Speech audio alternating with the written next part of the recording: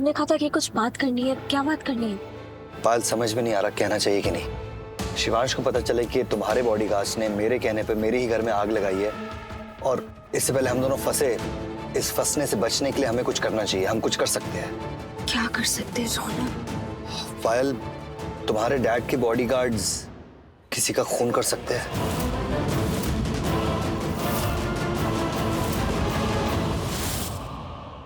वो दोनों को एक दूसरे से झगड़ना नहीं चाहिए। वो दोनों एक दूसरे से झगड़ते हैं तो मुझे बहुत बुरा लगता है। जैसे पायल गई है रौनक को रोकने के लिए, वो रौनक को जरूर रोकेगी। मेरा दिल बहुत घबरा रहा है, एक अजीब सी बेचैनी लग रही है। ऐसा लग रहा है जैसे मेरे बेटे पर कोई बहुत बड़ी मुसीबत आने वाली है। भाभी, हमारे लिविंग रूम की हालत बहुत खराब है। क्या हुआ? वो मैंने आपको बताया था ना, बा को हर चीज दो दो रखने की आदत है। हाँ, उसमें से मैंने अपने लिविंग रूम में पहले की तरह सब चीजें सजा तो दी, पर अभी ध्यान से देखा तो वो सब भी जली हुई थी। कल तक दीवारें पता नहीं चल रही थी। मैंने पेंट करवा दिया तो मुझे लगा कि सब ठीक है। अब पेंट सूख गया है तो दीवारों पे रंग चढ़ा ही नहीं है, सब काला काला दिख रहा है। तो अब हम क्या करेंगे? मोटा भाई बोल रहे हैं कि अब एक बेसमेंट ही बचा है जहां हम जाके रह सकते हैं। नहीं शुभवी, मैं जाकर देखती हूँ। भाभी,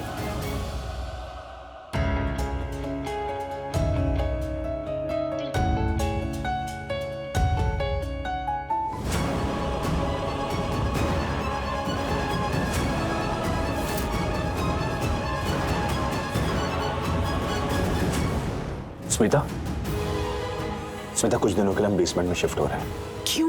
क्योंकि स्मिता हमारे घर की हालत बहुत खराब है। जब तुम हॉस्पिटल से डिस्चार्ज हुई थी तब शुभवी ने घर की हालत ठीक की, लेकिन उसने ध्यान नहीं दिया। जो भी किया टेम्परेरी बेसिस पे किया, जल्दबाजी में किया, सिर्फ और सिर्फ तुम्हारी खुशी के लिए किया ताकि हम होटल में ना जाएं। लेकिन स्मिता, आग इतनी भयानक लगी थी कि अब भी अंदर ही अंदर सुलग रही है और दबी चिंगारियों में से धुआं निकल रहा है, विच इज नॉट सेफ। लेकिन लिविंग रूम तो ठीक ही लग रहा है मुझे। स्मिता, मैंने कहा ना कि लिविंग रूम ठीक नहीं है, और देखो ना, इसलिए मैंने फायरमैन बुलाया ताकि वो आग को बुझा सके और ये जगह रहने के लिए सेफ हो। जब तक चीजें कंट्रोल में नहीं आ जाती ना, हमें टेम्परेरी बेसिस पे इधर गैरेज या फिर हमारे बेसमेंट में शिफ्ट होना होगा। भाभी, भाभी, मेरा सावेरी हाउस। स्मिता, सब ठीक हो जाएगा। आप ठीक तो है ना? शुभवी, मैंने कहा ना कि कुछ भी ठीक नहीं है। तुम भी यहाँ से दूर हो, मैं स्मिता को बेसमेंट में लेके जा रहा हूँ। आग अब तक बुझी नहीं है, ठीक है? स्मिता आओ।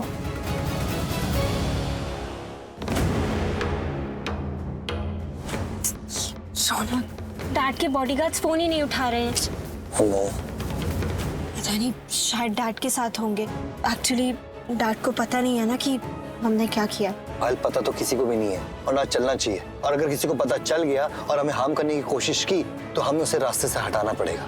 तुम समझ रही हो ना? मैं समझ रही हूँ रौनक। मैं एक काम करती हूँ, मैं डैड के शोरूम चल जाती हूँ, वो दोनों वहीं होंगे, वहीं जाके उन्हें कॉन्ट्रैक्ट दे दूंगी। ठीक है, मैं निकलती हूँ।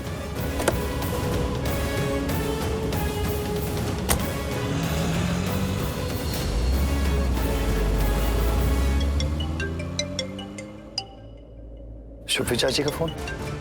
हेलो। हेलो रौनक बेटा, तू जिधर भी है ना, वहां से जल्दी से घर आ जाने। क्या हुआ चाची? तेरी माँ की तबीयत ठीक नहीं है, वो तुझे ही बुला रही है। तू जल्दी आ जाने बेटा। मैं भी आया। जल्दी आ। हाँ, इनफैक्ट तुमने मुझे धोखा दिया, और सिर्फ तुमने ही नहीं, तुम सबने मिलकर मुझे धोखा दिया।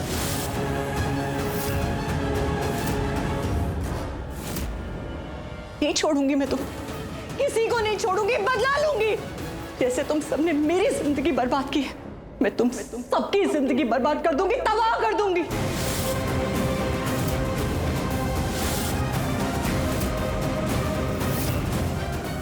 And you, Mr. शिवांश, तुम्हें तो अंदाजा भी नहीं है कि मैं तुम्हारे साथ क्या करने वाली हूं। So you better wait and watch.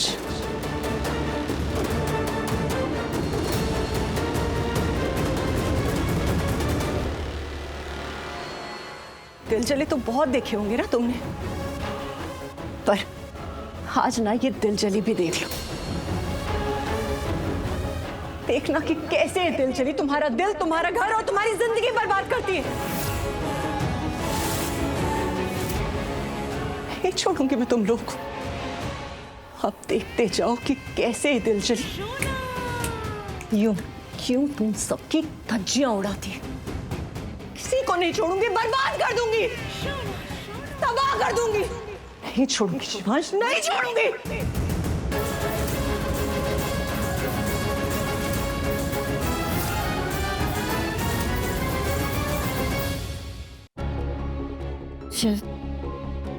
बेटा अब तू क्या करेगा? क्या करूंगा मतलब? मतलब सोनालिका इतने गुस्से में है, उसे मनाएगा कैसे? और जो सब उसने कहा अगर वो सब उसने कर दिया तो वो अम्मा वो अभी गुस्से में है, और सच कहूं तो उसके गुस्से पे मुझे गुस्सा नहीं आ रहा। उसका गुस्सा जायज है, उसने जो कहा उसका हक है। मुझे टेंशन इस बात की हो रही है कि मैंने ये सब सोचा नहीं था। मुझे लगा था मैं उसे समझाऊंगा, उसे बताऊंगा, लेकिन टाइम ही नहीं मिला। अब उसे समझाने जाऊंगा तो ऐसे लगेगा सब पता चलने के बाद मैं उसे सफाई दे रहा हूं। सो तो है बेटा,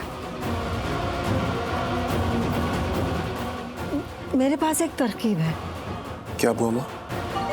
एक मिनट, सॉरी। ओके साहब, हाँ बोलिए।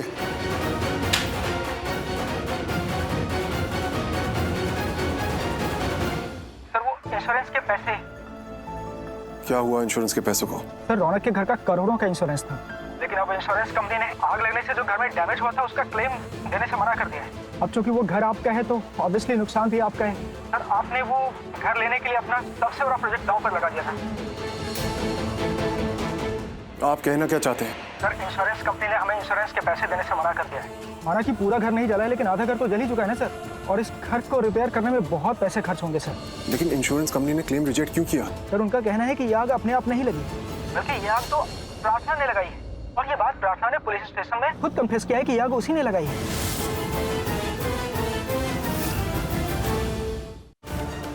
लॉयर साहब, इंश्योरेंस कंपनी जो कहे, सच ये है आग लगी थी, लेकिन वो आग प्रार्थना ने नहीं, उन दो आदमियों ने लगाई थी। और वो दोनों कौन हैं ये मैं पता करने की कोशिश कर रहा हूं। एक मिनट, मेरे डिटेक्टिव का फोन आ रहा है, मैं आपसे बाद में बात करता हूं। हाँ बोलो। सर उन दो लोगों का पता चल गया है जिन्होंने जावेरी हाउस में आग लगाई थी। कौन है वो? सर ये लोग बहुत हाई प्रोफाइल लोगों के लिए काम करते हैं और आप इनको जानते हैं सर। एक काम कीजिए, आप ऑफिस आ जाइए, मैं सारी डिटेल्स आपको बता देता हूँ। नहीं, सारी डिटेल्स लेके पुलिस स्टेशन पहुंचो, मैं भी वहीं आ रहा हूँ। आज सबके राज पुलिस स्टेशन में खुलेंगे। ओके सर, मैं पहुंचता हूँ। वामा, मैं जल्दी वापस आ जाऊंगा।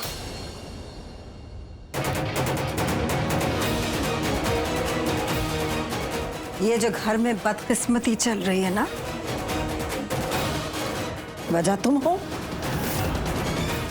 खुश हो ना?